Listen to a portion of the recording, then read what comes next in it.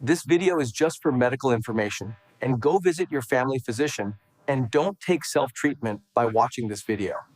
Migraine दुनिया के सबसे कॉमन न्यूरोलॉजिकल प्रॉब्लम में से एक है। पूरे वर्ल्ड में 1.1 बिलियन से ज्यादा लोग माइग्रेन से सफर करते हैं और विमेन में माइग्रेन का रिस्क मैन के कंपैरिजन में लगभग 2 गुना होता है। माइग्रेन डिसेबलिंग हो सकता है। स्टूडेंट्स माइग्रेन की वजह से पढ़ नहीं सकते, वर्किंग प्रोफेशनल्स काम पर नहीं जा सकते, आप घर के काम नहीं कर पाते, फ्रेंड से मिल नहीं पाते। ये आपकी सोशल लाइफ, पर्सनल लाइफ और प्रोफेशनल लाइफ तीनों पर असर डालता है। तो माइग्रेन में होता क्या है, ये क्यों होता है और इसको कैसे मैनेज कर सकते हैं, आज के इस वीडियो में हम इसी के बारे में बात करेंगे।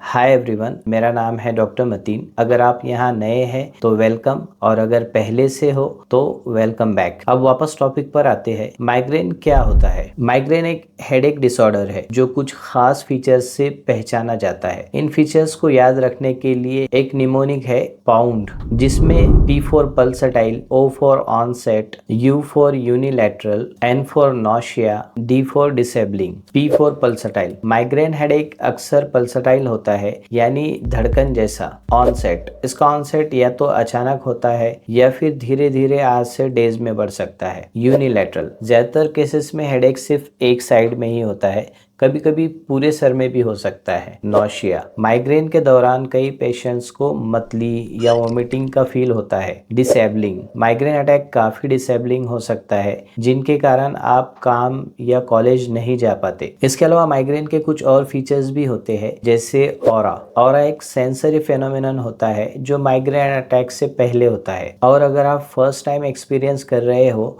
तो काफी स्कैरी लग सकता है। ऑरा फ्लैशिंग लाइट्स के फॉर्म में हो सकता है, आंखों के सामने रोशनी चमकना, विजन ब्लर होना या रैम्बो जैसा दिखना। कभी कभी हाथ या पैर में टिंगलिंग सेंसेशन होता है। बॉडी का आधा हिस्सा थोड़ा अजीब सा लग सकता है। ये पार्ट थोड़ा ट्रिकी होता है क्योंकि कभी कभी माइग्रेन ऑरा को स्ट्रोक या पैरालिसिस समझ लिया जाता है, लेकिन माइग्रेन पेशेंट्स में ये सब ऑरा के सिम्टम्स हो सकते हैं। अगर आपने पहले भी ऑरा एक्सपीरियंस किया है तो आप जानते होंगे कि ये एक वार्निंग साइन होता है, मतलब माइग्रेन अटैक आने वाला है। अच्छी बात यह है कि सिर्फ लगभग 25% पेशेंट्स को ऑरा होता है, बाकी लोग सिर्फ हेडेक फेज एक्सपीरियंस करते हैं। माइग्रेन सिर्फ पेन और ऑरा तक लिमिटेड नहीं है, ये कई और प्रॉब्लम से जुड़ा होता है, खासकर मेंटल हेल्थ इश्यूज से। माइग्रेन पेशेंट्स में एंजाइटी और डिप्रेशन का रिस्क 2 से 3 गुना ज्यादा होता है। एक स्टडी के अकॉर्डिंग आधे से ज्यादा माइग्रेन पेशेंट्स को अपनी लाइफ टाइम में कम से कम एक एपिसोड्स एंजाइटी डिसऑर्डर का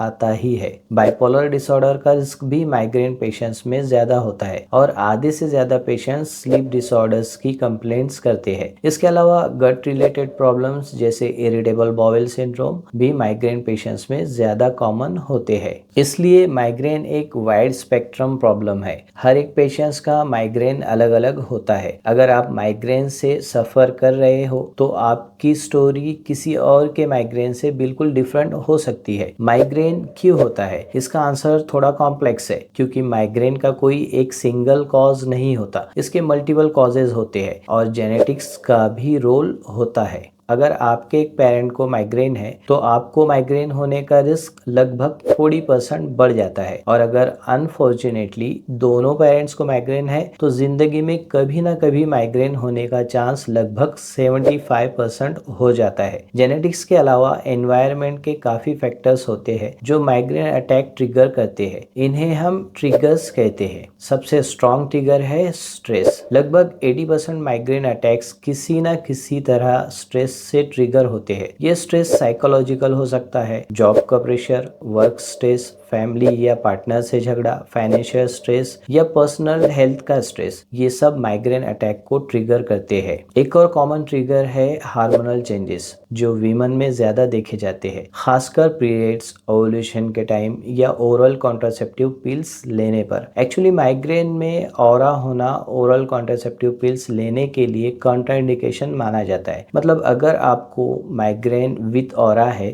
तो आपको कॉन्ट्रासेप्टिव पिल्स नहीं लेनी चाहिए। अदर कॉमन ट्रिगर्स है मील स्किप करना, sleep disturbance, alcohol consumption, strong smells जैसे पेट्रोल, परफ्यूम या पेंट।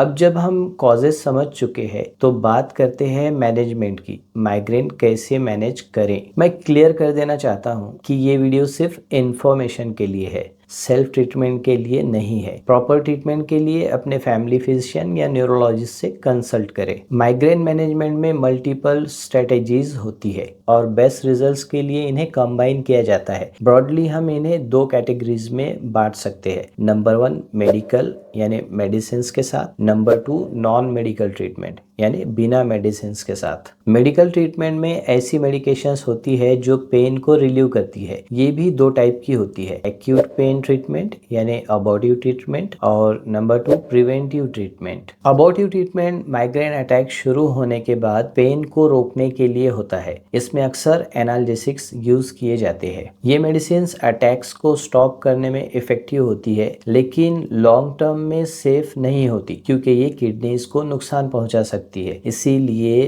बिना डॉक्टर की सलाह के इन्हें नहीं लेना चाहिए। प्रिवेंटिव मेडिसिन उन पेशेंट को दी जाती है जिनको महीने में बार बार माइग्रेन अटैक आते हैं और जिनके डेली फंक्शंस पर असर पड़ता है। आपको प्रिवेंटिव ट्रीटमेंट की जरूरत है या नहीं, ये आपका डॉक्टर डिसाइड करेगा। कॉमन प्रिवेंटिव मेडिसिन में beta blockers, calcium channel blockers और ट्राइसाइक्लिक एंटी डिप्रेसेंट्स ग्रुप के कुछ मेडिसिन शामिल है। इन सब मेडिसिन का ड्रग प्रोफाइल अलग अलग होता है और कौन सी मेडिसिन किस पेशेंट के लिए बेस्ट रहेगी ये सिर्फ फिजिशियन या न्यूरोलॉजिस्ट आपको पर्सनली एग्जामिन करने के बाद डिसाइड कर सकता है। ट्रीटमेंट हमेशा इंडिविजुअलाइज्ड होता है। अब बात करते हैं नॉन मेडिकल ट्रीटमेंट की, जिनमें मेडिसिन शामिल नहीं होती। ये लाइफस्टाइल चेंजेस और टेक्निक्स होती है जो आप अपने बॉडी और नर्वस सिस्टम को बेटर रेगुलेट करने के लिए यूज कर सकते हो ताकि अटैक्स कम हो या उनकी इंटेंसिटी कम हो। इनमें शामिल है breathing exercises, box breathing, 5-7-5 breathing, relaxation techniques, mindfulness exercises, neuromodulation techniques, meditation और कुछ सप्लीमेंट्स इनके माइग्रेन में फायदे दिखाए गए हैं। इन सब में से कौन सा ऑप्शन आपके लिए बेस्ट है ये जानने के लिए अपने डॉक्टर से बात करें। ये माइग्रेन पर एक इंट्रोडक्टरी वीडियो था जो सिर्फ इंफॉर्मेशन देने के लिए बनाया गया है। मुझे उम्मीद है आपको ये यूजफुल लगा होगा। अगर वीडियो पसंद आया हो तो इस वीडियो को अपने फ्रेंड्स और फैमिली के साथ शेयर करें ताकि उन्हें भी फायदा हो। मैं आप सबसे नेक्स्ट वीडियो में मिलूंगा। Bye, take care.